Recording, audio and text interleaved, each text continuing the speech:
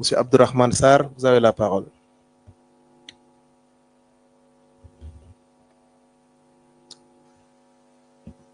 Alors, je vous remercie, Monsieur le ministre. Mesdames, Messieurs les représentants des médias, chers compatriotes, Mesdames et Messieurs, comme mon collègue ministre des Finances et du Budget vient de le dire, le Sénégal s'est engagé dans une ère nouvelle de transparence et de vérité, car rien de durable ne peut se construire dans le mensonge.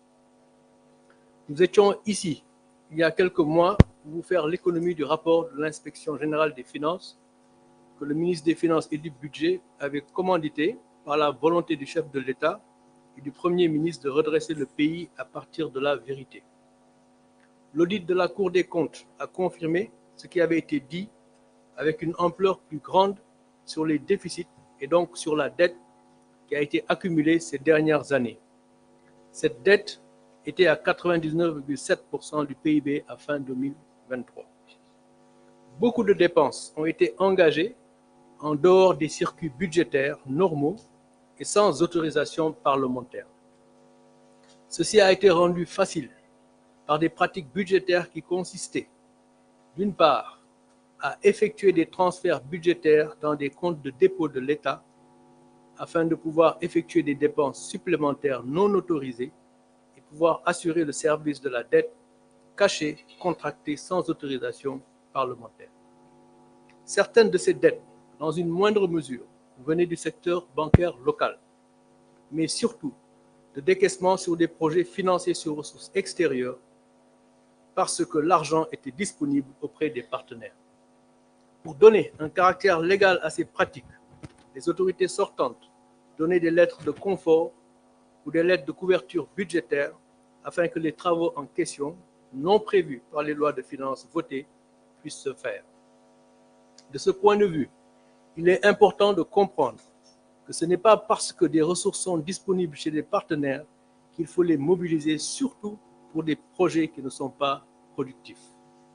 Ce n'est également pas parce que des ressources sont disponibles qu'il faut les mobiliser, surtout si la conséquence est une accumulation de dettes que vous risquez de ne pas pouvoir rembourser puisqu'elles n'étaient pas prévues dans vos capacités.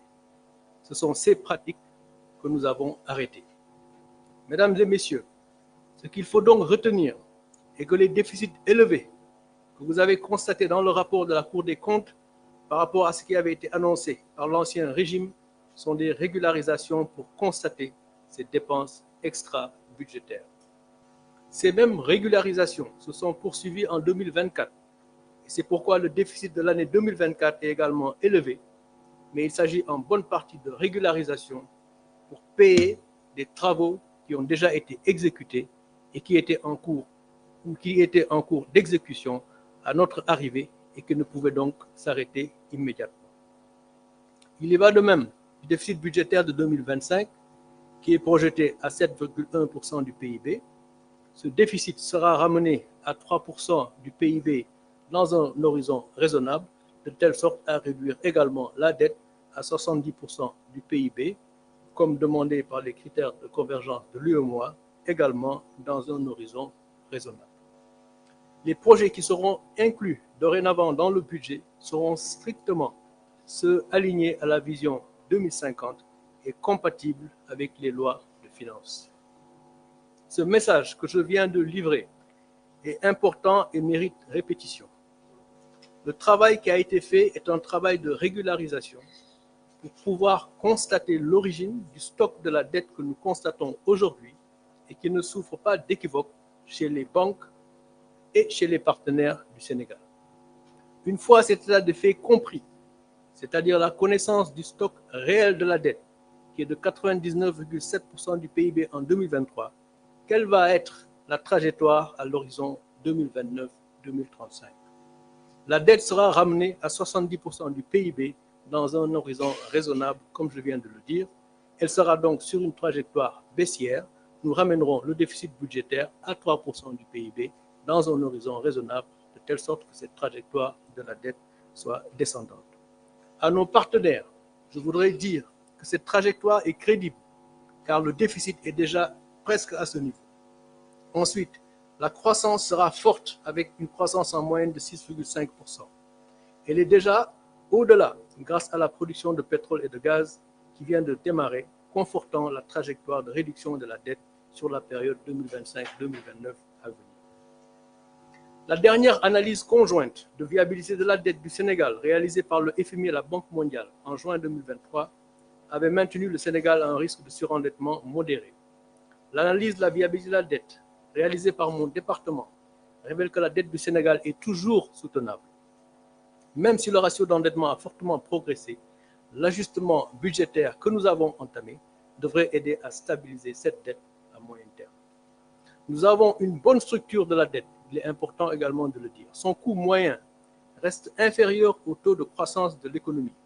Le taux d'intérêt moyen de la dette est de 4,6%, alors que le taux de croissance, lui, il est projeté à moyenne de 6,5%, donc bien au-dessus du coût de notre dette.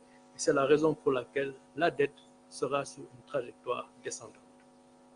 La nouvelle stratégie d'endettement que nous avons élaborée devrait aider à réduire considérablement l'exposition du portefeuille d'endettement de dette en devises et à améliorer la viabilité de cette même dette. Nous allons attirer les non-résidents sur notre marché en monnaie locale afin d'approfondir notre marché en collaboration avec la Banque centrale dans un environnement de stabilité macroéconomique.